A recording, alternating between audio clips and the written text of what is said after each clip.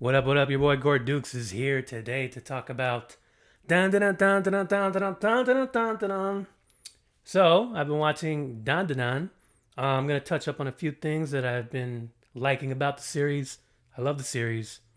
I'm going to tell you about how I've like consumed the series and why I'm not like live reacting to it.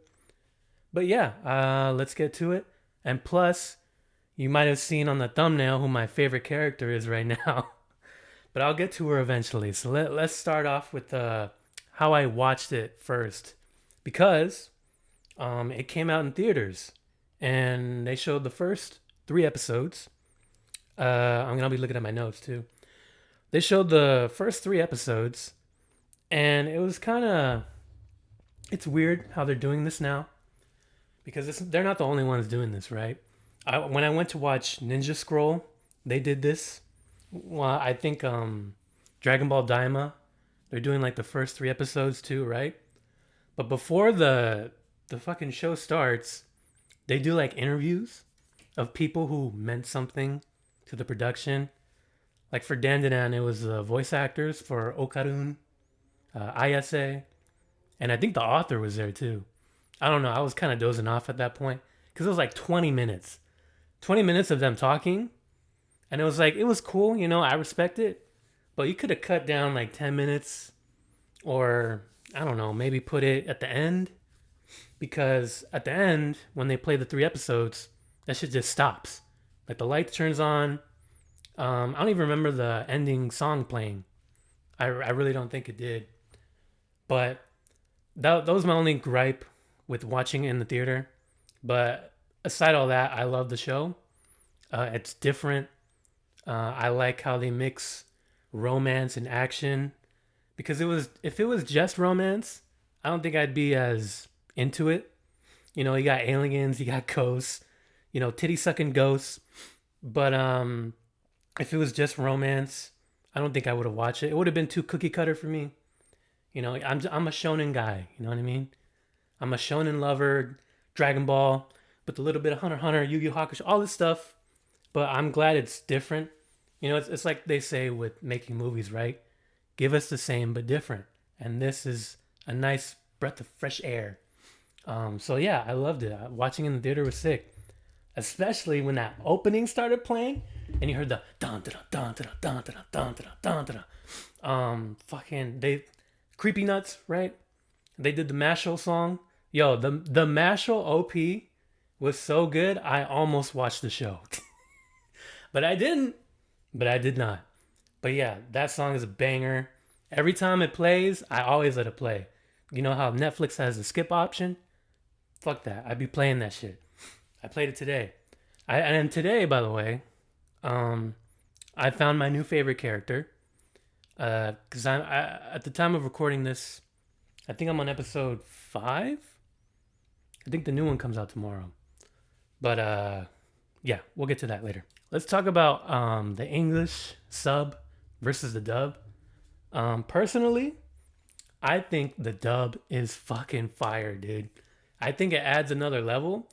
And you can tell, like, when they put extra love and care into a dub, sometimes it feels kind of off, but this, it feels very natural. It's very funny.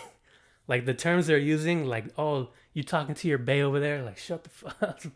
Even when they're referencing, like, the Ken Takamaru guy, it's like, it feels very natural. It doesn't feel too abrupt.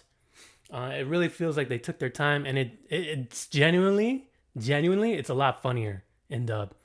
I like the sub. I like the voice actors. I fucking had to watch that 20-minute interview in theater, and then they're very into it. Even the dude who plays Okarun looks like fucking Okarun. But no disrespect to those guys. Luffy's voice actor is Turbo Granny, which is another reason to listen in sub. But I think the dub is way better. I'm sorry. There's a lot of dialogue between Okarun and Ayase, and it's a lot more easier to follow, in English. And that's because it's kind of tailored to us, kind of, even though it's the same dialogue, sort of. But I love that. So honestly, if you're on the fence, watch one episode in dub. It's good. I swear, I'm not lying. It's fucking go. It's good. Yeah, because I remember even being in the theater, like, motherfuckers were screaming, dude. Like, the way they talk to each other, they're fucking screaming. I was like, damn, I was in the theater. At one point, I was just like, oh, fuck. No. Like, they had a preview for that new My Hero movie. And in the end of that trailer, you know, the Dark All Might one, fucking Deku screaming his ass off.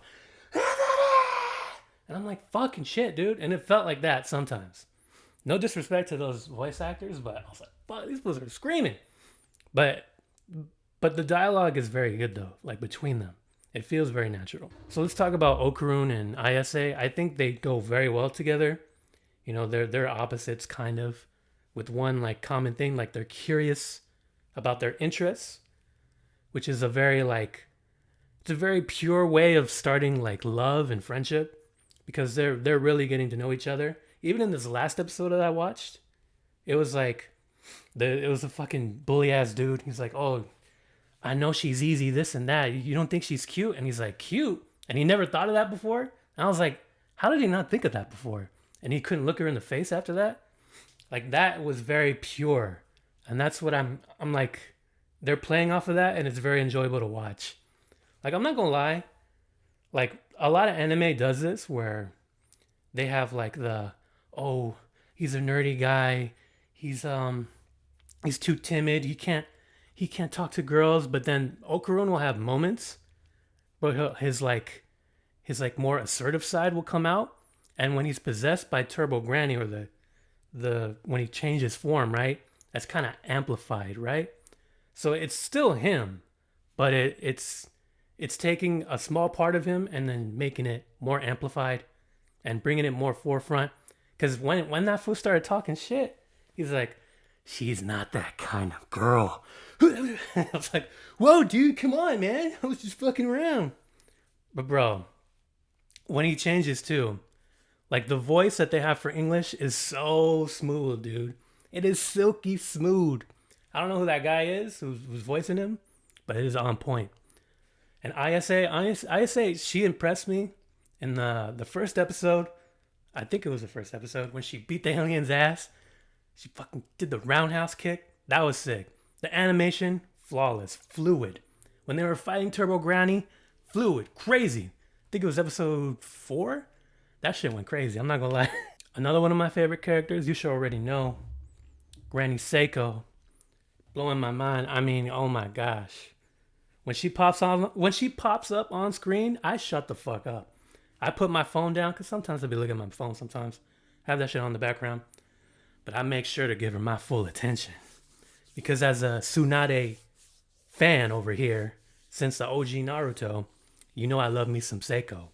And she's badass, and she knows what she's doing. She's not like incompetent in any way. She has jokes where she's like, "Show me your fucking balls, Okarun." Like, which is kind of weird, but but I like her a lot. She's top 3 for me. She's number 3. Number 2 is Turbo Granny. Turbo Granny won me over in this last episode, where she kind of set things in motion for Ira and ISA and all of these people fighting against that one lady with the red dress, who's like, "Oh, call me mommy," whatever. She's like, "Yo, there's a lighter, lit her up, right? Lit her on fire." And she's like, "Yeah, it would have been a coincidence, but not with me around, because there are no coincidences when I'm around." I was like, oh shit. I was like, that little reveal of her like planting things for Ira to get, and then seemingly taking down this apparition, was kind of lit though. I'm not gonna lie. It was a little bit of an Aizen play, and I appreciate that a lot. Love Aizen. But yeah, Turbo Granny's number 2. I wouldn't have done that. I don't know if I would have done that after episode 5. But then, y'all, we got to get to my number 1 right now. Look, I love Okarun. I love ISA. I think they're solid characters. I love Seiko. I love Turbo Granny. I love all these motherfuckers. But you know who won me over in these last 2 episodes? Fucking Ira, bro. Ira might be my favorite. She's so fun to watch. She's so stupid. It's hilarious. She's so delusional. It's insane. It's very interesting to watch, like, because people, okay, so there's usually characters in anime where it's like, I'm so beautiful, I'm so this and that, but they're not really dumb, right? They don't play up the dumb factor. You know, you think of like Cavendish, he's like, oh my gosh, I hate, spoilers, but oh my gosh, I hate this certain pirate because they get all the attention except for me. And then, he's not really a serious character until he changes, kind of. But with fucking with Ira, she's just like, not only is she pretty, right? I guess, but she's so delusional that she thinks everyone should be falling at her feet. She tries to play Okarun. I say smacks her up, and it has like, bro, I was laughing so hard because she got laid the fuck out, and her fucking legs are on the fucking floor, bro. That's one of the that was one of the funniest moments I've seen so far. I don't know if it was meant to be that funny, but I was like, bro. And then she's got this whole fucking god complex. She thinks she's the chosen one because she found Okarun's left nut, and she's like, whoa, oh, bro. So she got the cross, she got the book, she got the cape on. When she put that cape on, I'm not gonna lie. If you would have told me, like, oh, can you guess this character's name? What do you think their name would be? I would have said Captain Dumbass because she looks like a stupid. She's so stupid. Oh my god, I love her. I love watching her. She's so dumb. Bro, and it's a good contrast to like Isa, who's like totally smart and she's totally way cooler. But it's just, I don't know, as Ira, it's just so fun to watch. She totally fucking she not only did she get her friends to beat up Isa somehow, but she fucking, I don't even know what she did. She was like, I'm gonna exercise you, and she starts shoving the ball into her face, and then the lighter into her face, and then and then when she got, oh my god, dude, when she was talking to that fucking demon or whatever, and she's like, I don't give a fuck, you, and then that thing ate her. I was like, oh my, are you stupid? Why would you do that? Why would you talk shit? But man, I saw like I saw people on Twitter like the week before she like appeared in the episode, and people were like, oh, I can't wait until the internet starts hating her. Everyone's gonna hate her. And I'm not gonna lie, I did feel some kind of way when she did that to Okarun in the beginning, when she tried to play him. But then as time went on, she won me over. I'm not gonna lie. She's unintentionally hilarious. And I can't wait to see her say more of her. But yeah, that's my Dandadan review so far. Let me know if you want me to live react to it or something, or make another update video when it's over. I'm not sure what I'm going to do yet, but this is such a good show. I'm glad I watched it. I'm glad I saw it in theaters too. That was a good experience. But yeah, let me know what you think. Like, subscribe, comment, and I will see y'all next time. Bye, bye, bye.